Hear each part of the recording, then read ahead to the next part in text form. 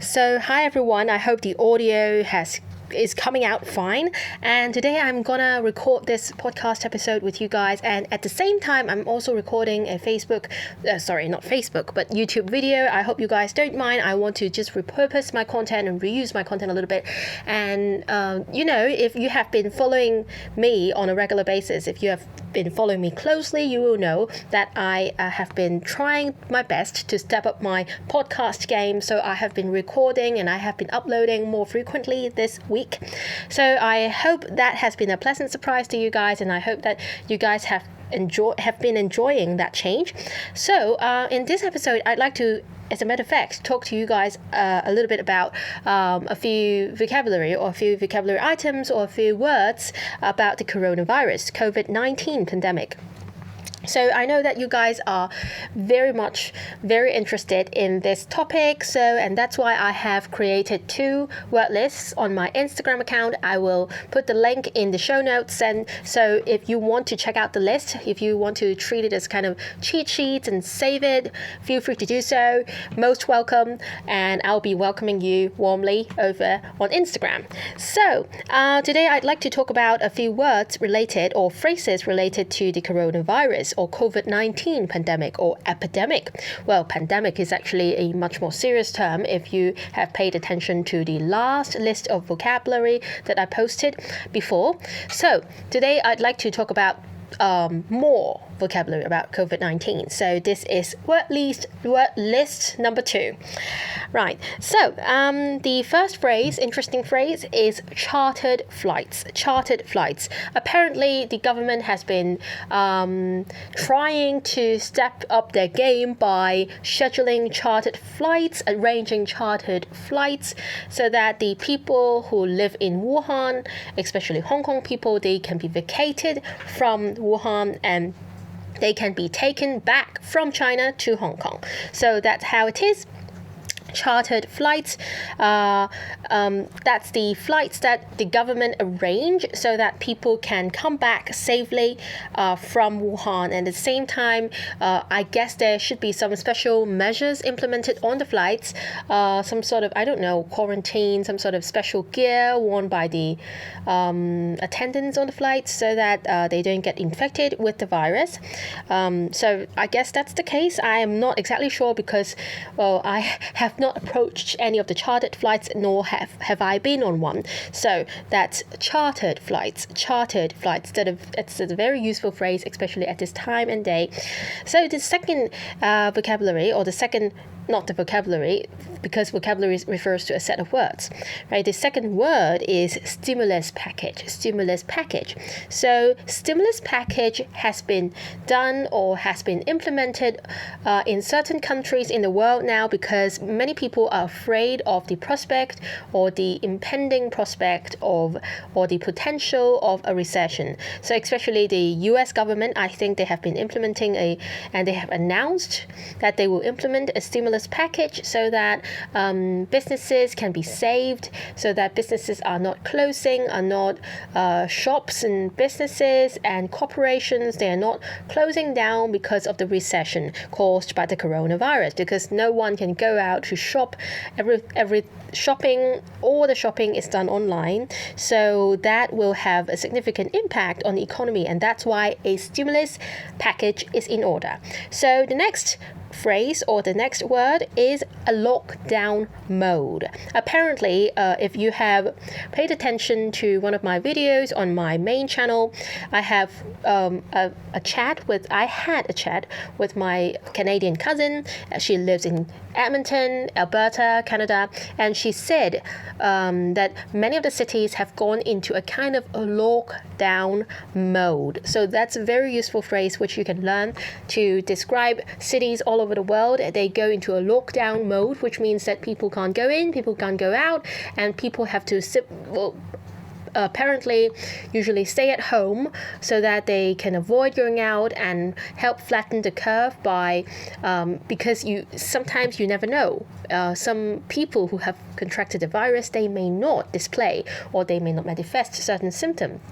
symptoms. So that's why it is quite important that they stay at home and exercise a sort of self-quarantine so that they don't infect any other people.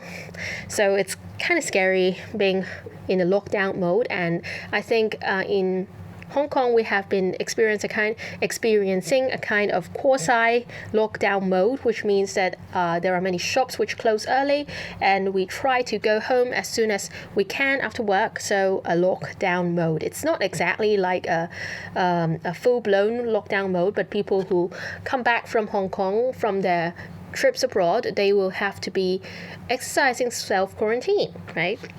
I guess Rome in Italy has been in lockdown mode as well. Well, don't worry if in case you didn't catch any of the vocabulary, because at the end of this episode, I'm going to go through all the vocabulary, all the words with you guys once again with the example sentences that I've written for you guys as well.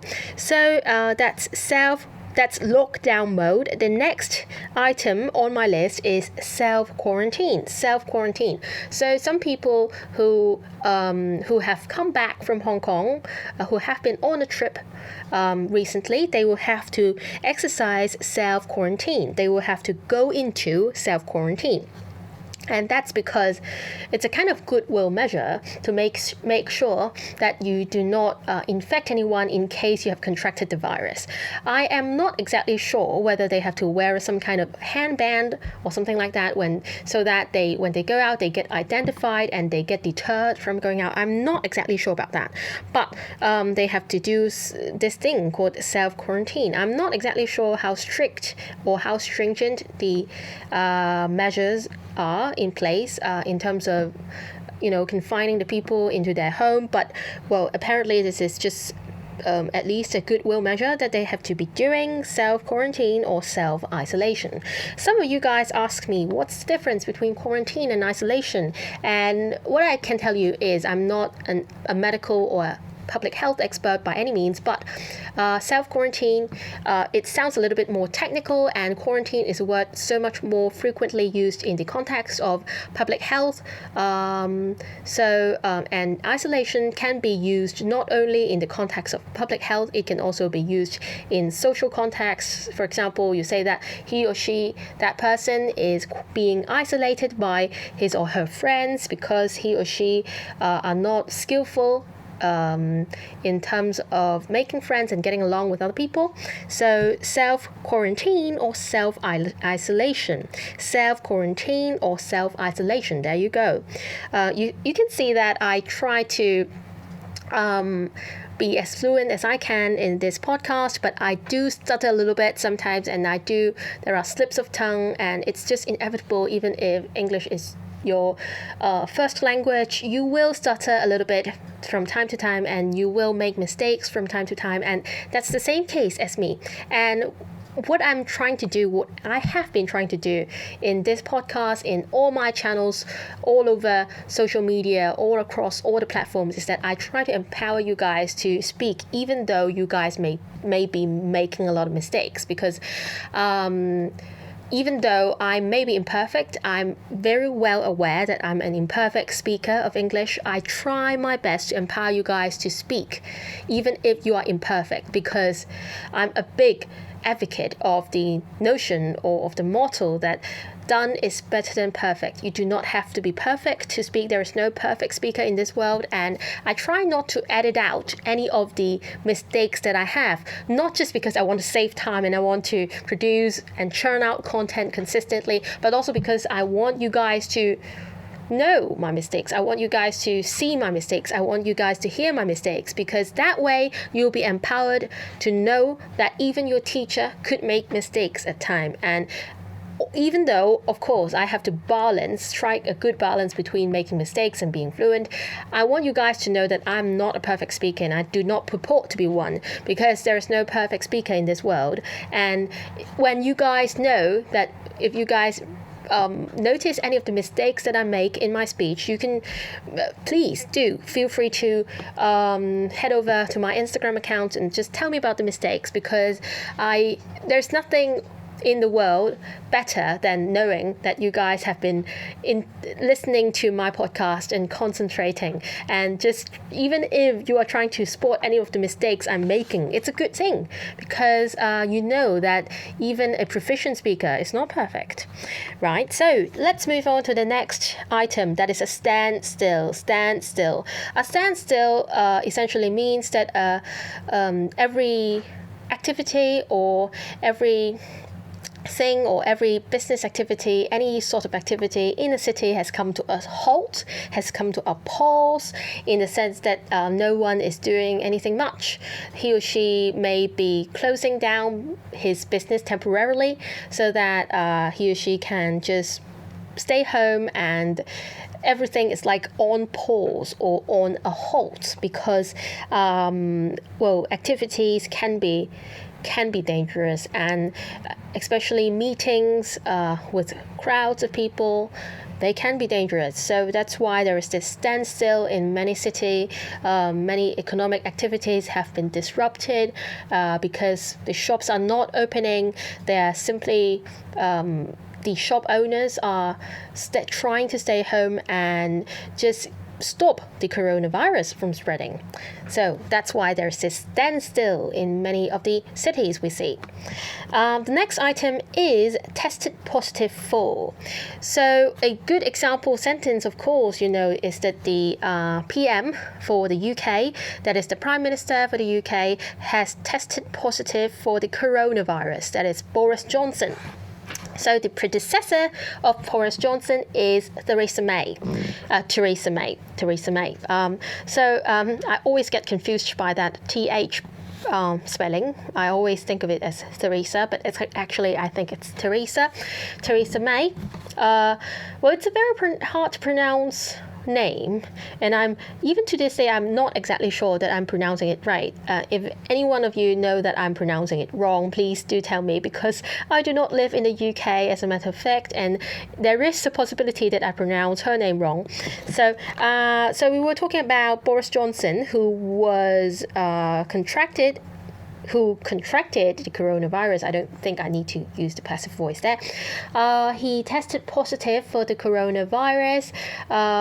I guess he's manifesting, or he's displaying, he's having mild symptoms. If you happen to have seen my video on my main channel, then you will know that Boris Johnson actually made a speech after testing positive for the virus, and he encouraged everyone to power through this epidemic, and he encouraged the nation, saying that they will survive and they will power through and they will get through this crisis.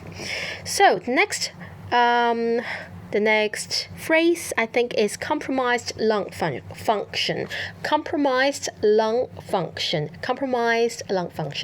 So apparently some people who have contracted the virus before, even if they have recovered from the disease, and even if they are no longer testing positive for the virus, they will have compromised lung function. In other words, they might be gasping and a little bit when they walk quickly, when they're having a brisk walk, something like that, and when they're jogging, and their lungs may not be feeling so well, and they may have compromised lung function, in the sense that they have a weaker lung function. Right. That's a sad thing. I hope that the vulnerable people out there, people who are maybe elderly people and people who are vulnerable to contracting any sort of disease, they can recover from disease quite quickly, and I hope that they do not get a compromised lung function. They do not get their lung functions or lung function compromised, because our lungs are very important for our everyday activity, and I'm a person who enjoys her workout, and if I were to contract the virus, if I were to have compromised lung function, I wouldn't know what to do with my life. It would be a big setback for me. So the next item is gasping. Some people say gasping, some people say gasping. I'm not exactly sure. I guess both of the pronunciations work. So You gasp when you do this. That's how you gasp. And some people gasp when they are in surprise, when they are surprised by certain things, and when they are caught by surprise. And some people gasp when they are doing exercises, and especially when the exercise get a little bit intense, and they will gasp. It's like when you are tired, you gasp. I guess our body is just trying to get more oxygen for the aerobic and non-aerobic respiration happening inside our cells. Well, that's biology right there speaking from my A levels. So the next item is bouncing back. Boris Johnson, the PM of the UK, has confidence that their nation will bounce back from the crisis. Do you have confidence that you will bounce back from the slump that has been resulting from the coronavirus outbreak? Do you have the confidence? And do your family have the confidence? Do your friends have the confidence? Do you have confidence that our economy can bounce back from the crisis? Well, tell me in the comments, or tell me by tagging me on Instagram, all right? So the next one will be walking briskly. You walk briskly by walking quickly. And some people, when they walk briskly, they will gasp because their lung may not be strong. I'm not exactly sure whether you say lung or lungs. Tell me in the comments because I'm not a medical expert, as I've said, but I simply am able to communicate with English on a day-to-day basis, and in normal contexts, I will probably fall short when I come to professional contexts like medical contexts. So tell me if there are any of you out there who are doctors or nurses listening. Right, okay, do we say lung or lungs? So the next item on the list is pandemic. And there is this word pan, there is this suffix pan, because there is a widespread crisis, and there is a widespread situation of the virus spreading. So that's why we say pandemic. I remember when I was younger, I used to go to concerts all the time. You may be thinking, what has this to do with the coronavirus whatsoever? But I used to go to concerts, and there was a philharmonic orchestra called the Pan Philharmonic, Pan-Asia Philharmonic 泛亞交響樂團. I think it's called the Pan-Asian Philharmonic Orchestra. Yeah, I think it's something like that. It went something like that. Anyways, so that's why that was the time when I first came across the suffix called pan. And of course, it's spelled the same as the pan that you use in the kitchen. Pan. Pandemic is 大流行. It's a widespread. It's a situation where the coronavirus, or where any virus has spread significantly to many nations extensively. You can find it everywhere in the world, almost everywhere. Then this situation can be declared a pandemic. Okay, it happens that I've just finished my dinner, and that's why there is this burping sound. Sorry about that. So the next item will be a surge in online shopping. So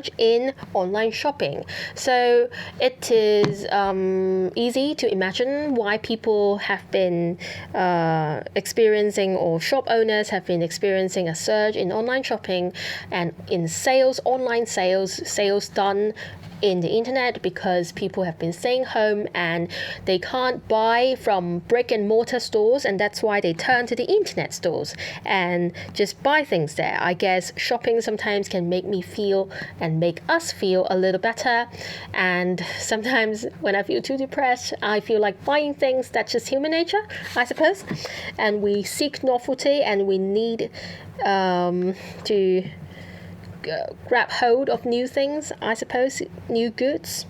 So let's have a final revision on all the words that we have gone through. Chartered flights.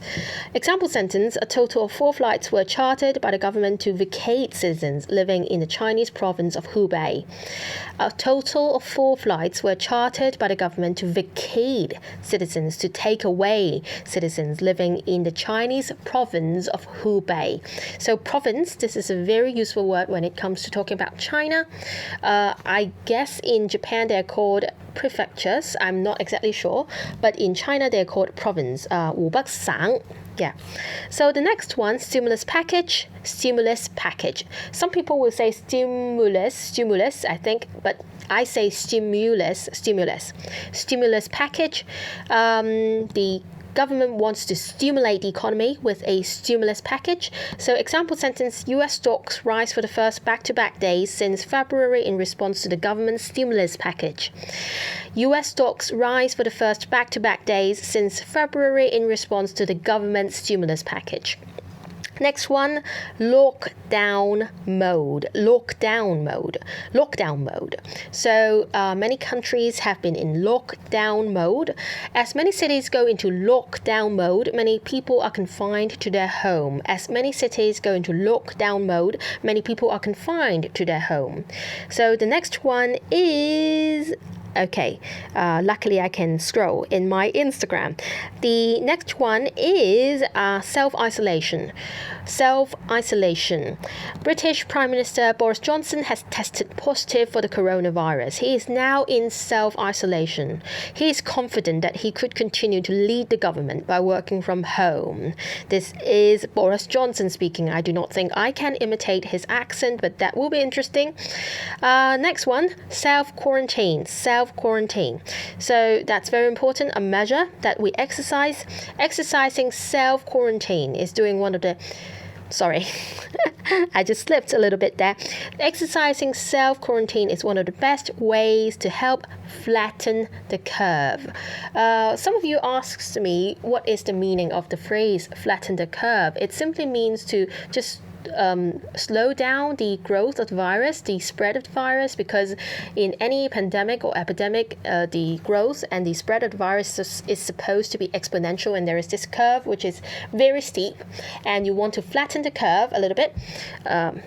Yeah, so that's what flattening the curve means, to stop, or not maybe in an ideal situation to stop, but in a practical situation to slow down the spread of the virus. So the next one is standstill. Example sentence, the streets of Rome are empty and all shops are closed except food outlets and pharmacies. Business is a standstill. Well, bad news for shop owners, but luckily people like us, consumers and online business owners like us, can still run our business from our computer, from our home. That's a bit of good news there. Compromised lung function. Example sentence, some recovered patients may have compromised lung function and are left gasping for air while walking briskly. Hong Kong doctors fined. Some recovered patients may have compromised lung function and are left gasping for air while walking briskly. Hong Kong doctors fined. You can also try to invert the sentence by saying Hong Kong doctors find that some recovered patients may have compromised lung function and are left gasping for air while walking briskly. So the next item on the list is pandemic. Example sentence, the COVID-19 viral outbreak has taken thousands of lives worldwide. The outbreak was declared a pandemic by the WHO. The outbreak was declared a pandemic by the WHO. So the WHO, or some may say the WHO organization, the World Health Organization, some people said that they are declaring it a pandemic too slowly. They are reacting to it too slowly for some reason. I'm not exactly sure why, but that's apparently what some people are saying. So the next phrase on the list, we are almost there, almost finishing up this episode. Boris Johnson expresses hope and confidence that the country will come through this epidemic and bounce back. He calls on people to work from home and stop the virus from spreading household to household.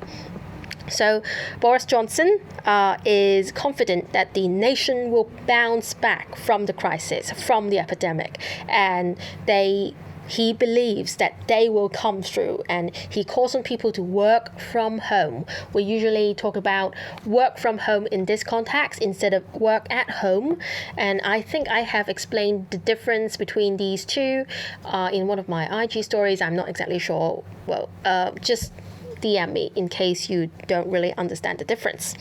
All right, to stop the virus from spreading household to household. So a virus, any virus or any bacteria could spread household to household simply because the people are not exercising good personal hygiene, they are not washing their hands frequently, and they go out often and go to meetings with a large number of people. It could risk spreading the virus, and there is a risk that the virus could spread from household to households and household to household. And I have heard of the fecal spread as well. Fecal spread is to do with the feces in Hong Kong, especially when we are a city that is so crowded and everyone are living in buildings with so many units. We are so closely knit a community that there is the risk of fecal spread of the virus. The virus is spreading through feces, through poop, essentially.